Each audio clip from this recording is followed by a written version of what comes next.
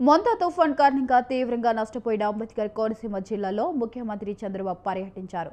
క్షేత్రస్థాయిలో బాధితులను కలిసి వారి సమస్యలను అడిగి తెలుసుకోవడంతో పాటు హెలికాప్టర్తో ఏరియల్ సర్వే నిర్వహించి నష్టాన్ని అంచనా వేశారు. ఇక ప్రభుత్వం అన్ని విధాలా అండగా ఉంటుందని, ఎవరూ అధైర్యపడొద్దని ఆయన భరోసా ఇచ్చారు.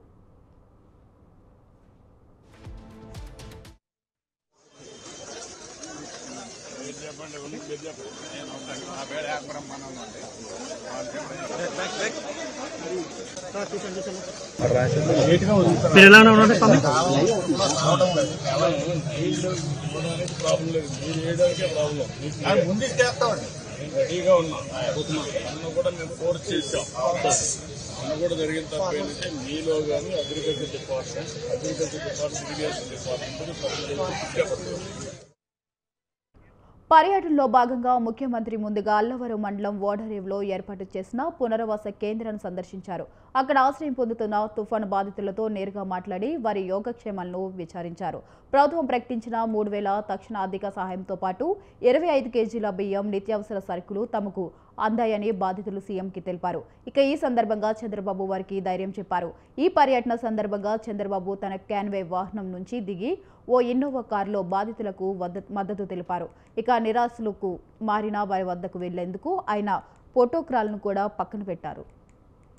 మీలో కానీ అగ్రికల్చర్ డిపార్ట్మెంట్, ఇరిగేషన్ డిపార్ట్మెంట్ రాబోయే రోజుల్లో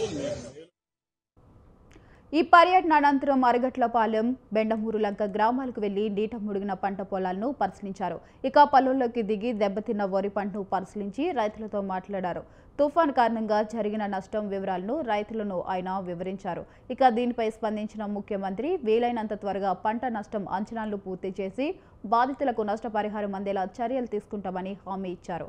ఇక క్షేత్రస్థాయి పర్యటన అనంతరం సీఎం హెలికాప్టర్లో ఏరియల్ సర్వే చేపట్టారు.